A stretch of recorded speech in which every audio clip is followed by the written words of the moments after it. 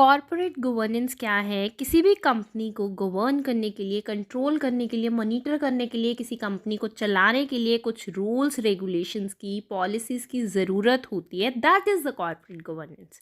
कि किसी कंपनी को गवर्न करने के लिए कौन से रूल्स, रेगुलेशंस बनाए गए हैं, किस तरह से उस कंपनी को गवर्न किया जा रहा है। नेक्स्ट हम बात करते हैं factors influencing corporate governance. First point आता है ऑनरशिप स्ट्रक्चर। हमारी ऑनरशिप फ्यू हैंड्स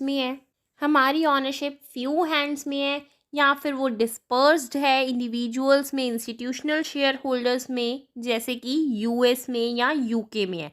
अगर हम जर्मन की बात करते हैं या जापान की बात करते हैं, वहाँ पे कुछ ही हाथों में होती है शेयर होल्डिंग। इक्विटी शेयर्स कम से कम लोगों को दी जाती है। इन चीज़ों से भी कॉर्पोरेट गवर्नेंस बहुत ज़्यादा इफ़ेक्ट करती है। नेक्स्ट पॉइंट हम बात करते हैं स्ट्रक्चर ऑफ कंपनी बोर्ड कि जो बोर्ड ऑफ डायरेक्टर्स है कंपनी के, वो उन्होंने सेलेक्ट करने होती है टॉप लेवल मैनेजर्स को, जो कि कंपनी को मैनेज करते हैं, कंट्रोल करते हैं। इसीलिए बोर्ड्स का स्ट्रक्चर बहुत ज़्यादा इंपॉर्टेंट रोल प्ले करता है फॉर द कॉर्पोरेट गवर्नेंस, क्योंकि बहुत सारे डिसीजंस टॉप लेवल मैनेजर्स और बोर्ड मिलके लेती है। नेक्स्ट पॉइंट हम बात करते हैं फाइनेंशियल स्ट्रक्चर की। किस तरह का कंपनी फाइनेंशियल स्ट्रक्चर चूज कर रही है, डेट इक्विटी प्रोपोर्शन कितनी है, डेट ज़्यादा चूज कर रही है या फिर इक्विटी ज़्यादा चूज कर रही है। नेक्स्ट हम बात करते हैं इंस्टीट्यूशनल एनवायरनमेंट। एक कंपनी में किस तरह के रूल्स रेगुलेशंस बनाए गए हैं, उसको गवर्न किस तरह से किया जा रहा है, ये बहुत ज़्यादा इंपॉर्टेंट रोल प्ले करता है।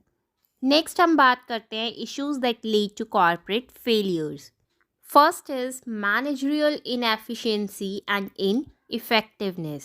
Managers जिन्होंने सब कुछ मैनेज करना है, अगर उनके पास फाइनेंशियल मैनेजमेंट स्ट्रैटेजी नहीं है, अपनी प्रोडक्टिविटी की स्ट्रैटेजी नहीं है, वो कॉस्टिंग स्ट्रैटेजीज नहीं है, अगर उनकी स्ट्रैटेजीज पुअर है ना, तो वो भी कंपनी को इतना अच्छे से मैनेज नहीं कर पाएंगे। नेक्स्ट बात करते हैं ओवर एक्सपेंशन की।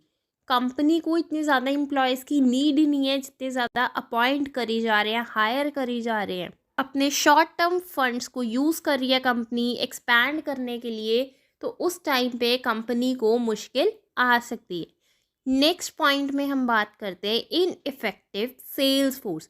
जो हमारी सेल्स फोर्स है वो सेल ही नहीं दे पा रही है कंपनी को, तो कंपनी कभी ना कभी तो फेल हो ही जाएगी। इसीलिए अपनी सेल्स फोर्स को ट्रेन करना, डेवलप करना बहुत ज़्यादा इम्पॉर्टेंट है। उनको अपने प्रोडक्ट्स की अच्छे से नॉलेज हो। It's very important for the growth and the running of the company. Next point हम बात करते हैं हाई प्रोडक्शन कॉस्ट। जो प्रोडक्ट्स मार्केट में एग्जिस्ट करते हैं, अगर हमारे प्रोडक्ट्स की कॉस्ट उससे ज़्यादा आ रही है, तो हमारा प्रोडक्ट जो है वो सर्वाइव नहीं कर पाएगा मार्केट में। कॉस्ट प्रोडक्शन की किस तरह से ज़्यादा हो सकती है? हो सकता है कि हमने इनएफिशिएंट स्टाफ रखा हुआ है, या फिर हमारी जो ह्यूमन रिसोर्सेज हैं वो बहुत ज़्यादा हमने हायर कर लिए। नेक्स्ट पॉइंट पे हम बात करते हैं पुअर फाइनेंशियल मैनेजमेंट। इस तरह के डिसीजंस बहुत मैटर करते हैं कि हमें कितना प्रॉफिट जनरेट हुआ है, उसमें से हमने कितने की इन्वेस्टमेंट करनी है, री इन्वेस्टमेंट कितनी होनी चाहिए, अपनी कैपिटल कितनी लगानी है, डिविडेंड पॉलिसी डिसीजंस क्या है, ये सारे बहुत ज़्यादा इंपॉर्टेंट होते हैं। अगर ये डिसीजन सही नहीं लिए गए ना, तो कंपनी फेल हो सकती है, कंपनी बंद हो सकती है। नेक्स्ट पॉइंट में हम बात करते हैं poor risk assessment strategy. Covid के टाइम पे यूट्यूब बहुत ज़्यादा ग्रो किया। कोविड के टाइम पे बहुत सारे ऐसे बिजनेसेस थे जो ऑनलाइन स्टार्ट हुए और वो काफ़ी ग्रो हुए, क्योंकि लोगों को पहले ही पता चल गया था अगर हम यहाँ पे आएंगे ना, अभी लोग घर पे बैठे हैं, अभी लोग यूट्यूब ज़्यादा देख रहे हैं, लोगों को मास्क की ज़्यादा ज़रूरत है, लोगों को सैनिटाइजर्स की ज़्यादा ज़रूरत है। जिन लोगों ने पहले से ही असेसमेंट कर ली थी, उन्होंने इन चीज़ों में इन्वेस्ट किया, और जिन्होंने इनमें इन्वेस्ट किया है उनको उस टाइम पे प्रॉफिट भी जनरेट हुआ था। अगर बिटकॉइन की बात की जाए, क्रिप्टो करेंसी की बात की जाए, जब ये स्टार्ट हुए थे उस टाइम पे बहुत कम लोगों को नॉलेज थी इसके बारे में। जिन लोगों ने उस टाइम पे इन्वेस्ट किया, आज उनकी वैल्यू डबल ट्रिपल हो चुकी है in terms of money. Next हम बात करते हैं इनएप्रोप्रिएट कमर्शियल पॉलिसी।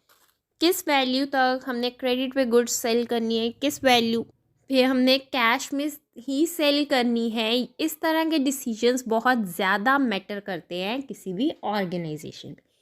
नेक्स्ट हम बात करते हैं absence of man power training. अगर ह्यूमन रिसोर्सेज को ट्रेनिंग नहीं है, उनको सॉफ्टवेयर चलाना नहीं आता है, उनको बहुत ज़्यादा प्रॉब्लम्स आ रही हैं, टाइम टू टाइम उनको ट्रेनिंग्स नहीं दी जाएगी, उनकी नॉलेज नहीं एक्सपेंड की जाएगी, तो बिजनेस ग्रो नहीं कर पाएगा, कहीं ना कहीं कॉरपोरेट आपकी बंद हो ही जाएगी।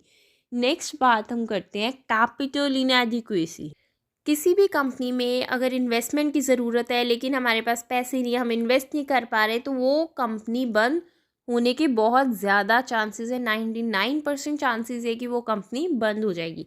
नेक्स्ट हम बात करते हैं इकोनॉमिक इंस्टेबिलिटी।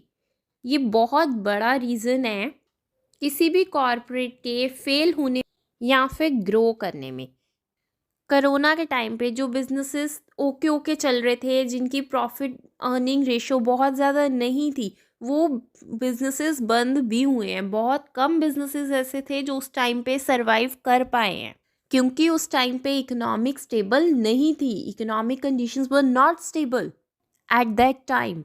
नेक्स्ट हम बात करते हैं टेक्नोलॉजिकल फैक्टर्स, कि अभी भी हम नए नए सॉफ्टवेयर्स पे नहीं आए हैं, नई नई टेक्निक्स को फॉलो नहीं कर रहे हैं, पुरानी टेक्निक्स को ही फॉलो कर रहे हैं। और जब तक हम खुद को अपडेट नहीं करेंगे तब तक कॉरपोरेट सेक्टर ग्रोथ इम्पॉसिबल है। नेक्स्ट हम बात करते हैं remedial measures of minimising corporate failures.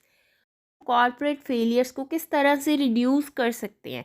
पहला पॉइंट यही है कि अपने स्टाफ को ट्रेनिंग दी जानी चाहिए, उनको भी ग्रो करवाया जाना चाहिए, क्योंकि अगर उनके पास प्रॉपर ट्रेनिंग होगी किस तरह से सॉफ्टवेयर को यूज़ करना है, किस तरह से काम करना है, किस तरह से खुद को इम्प्रूव करना है, किस तरह से अपनी स्किल्स को डेवलप करना है, तभी तो कॉरपोरेट के काम में भी ग्रोथ आएगी। नेक्स्ट हम बात करते हैं एनहांसमेंट ऑफ प्रोडक्टिविटी। एक मैनेजर को पता होना चाहिए कि कब उसने रिस्क लेना है, किस तरह की फाइनेंशियल स्ट्रैटेजी को उसने अडॉप्ट करना है, कितना उसने क्रेडिट पे गुड्स देनी है, कितनी नहीं देनी है। नेक्स्ट हम बात करते हैं effective management of product in product market. Product market जहाँ पे प्रोडक्ट को सेल किया जाता है, मैनेजमेंट को कुछ फैक्टर्स का ध्यान रखना चाहिए प्रोडक्ट मैनेजमेंट के लिए, कंट्रोलिंग के लिए। सबसे पहली चीज़, सेल प्राइस कितना वेरी कर सकता है, सेल वॉल्यूम कितना वेरी कर सकता है, हम कितना स्टॉक अपने पास रख सकते हैं, कितनी क्वांटिटी, कितना मार्जिन होना चाहिए प्रोडक्ट में, ये सारी चीज़ें मैटर करती हैं। नेक्स्ट हम बात करते हैं compliance with provisions of companies act. अगर companies act, consumer protection act, कुछ इस तरह के एक्ट्स की जो रेलिवेंट एक्ट बनाए गए हैं, इस तरह की इनकी प्रोविजंस को फॉलो करते हैं, तो हो सकता है कि कॉर्पोरेट फेलियर हमारी कम हो जाए।